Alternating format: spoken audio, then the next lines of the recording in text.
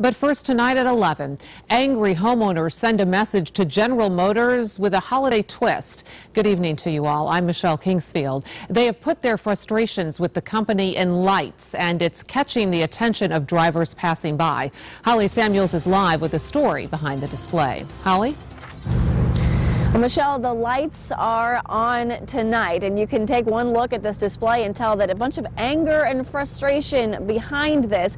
The homeowners here were told more than a year ago that their groundwater and air was polluted, and it had been that way for decades.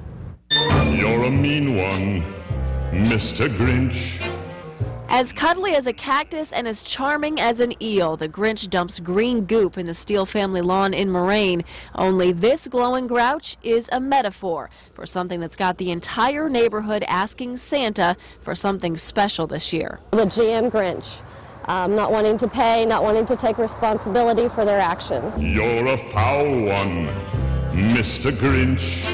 Sherry Steele and her husband Tim came up with the idea for the display and started work just last week. Their frustrations stem from pollution that lurks under the ground and in the air in their neighborhood at the intersection of Main Street and Dryden Road. Our groundwater is totally polluted, very unsafe. The old GM site now sits dark and empty. Still, more than half of the nearly 60 homes which sit a mile and a half away have tested positive for dangerous vapors. They came from chemicals GM used to clean parts. We're all frustrated. We're frustrated, first of all, with GM. And they're telling us that we can't do anything because GM has no responsibility.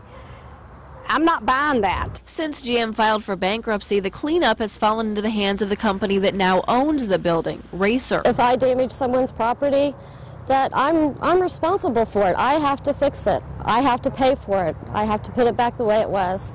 And I expect GM to do the same. And if Santa doesn't bring them a resolution, they hope a class action lawyer will. And we're banding together as a neighborhood trying to get something done.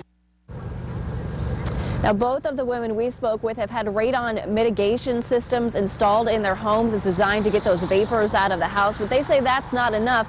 They want a piece of the mitigation fund that was set up to clean up this mess. Now, our calls to the U.S. EPA were not returned. In Moraine, Holly Samuels, 2 News on your side.